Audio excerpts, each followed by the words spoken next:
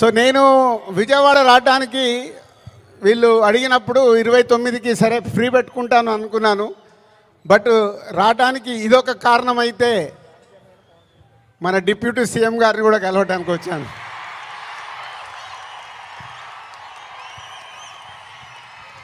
అమెరికాలో ఈవెంట్ చేశాం, grand success. So ఈరోజు నిన్న మీరు టీవీలలో చూసుంటారు, అక్కడ చూసిన వాళ్ళు అప్పుడు ఎంజాయ్ చేశారు.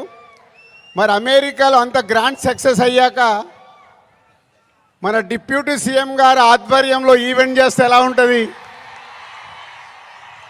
దాని గురించి మాట్లాడదామని వచ్చాను.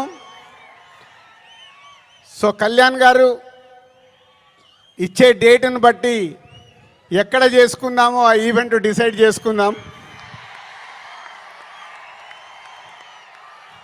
బట్ ఆ ఈవెంట్ మట్టుకు మామూలుగా ఉండకూడదు.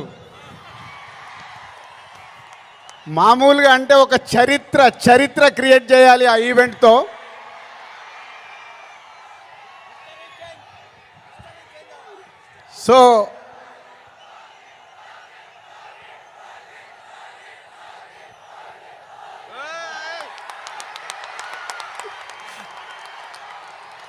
సో గేమ్ చేంజర్ అయ్యాక ఓజీ మీదకి షిఫ్ట్ అవుదాం.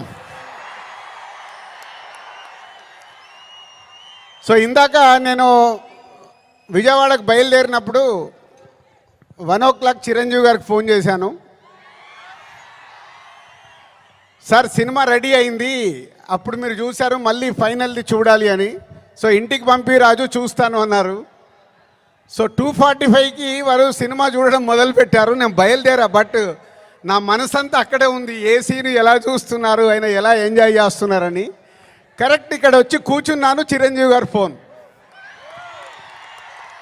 ఒకే మాట అన్నారు, సరే ఇట్లా విజయవాడకు వచ్చాను కటౌట్ లాంచింగ్ గురించి. ఓ అక్కడ ఉన్నావైతే మన ఫ్యాన్స్కి చెప్పు, సంక్రాంతికి మామూలుగా మనం కొట్టట్లేదు,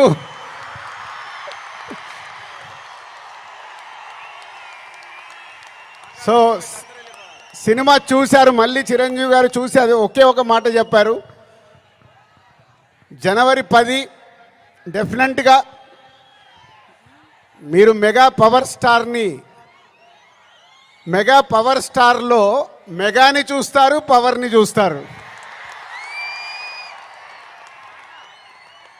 4 సంవత్సరాల క్రితం శంకర్ గారు ఈ కథ చెప్పినప్పుడే, ఈ కథలో ఏముంది, RRR తర్వాత చరణ్తో సినిమా తీస్తే అభిమానులకు కానీ తెలుగు ప్రేక్షకులకు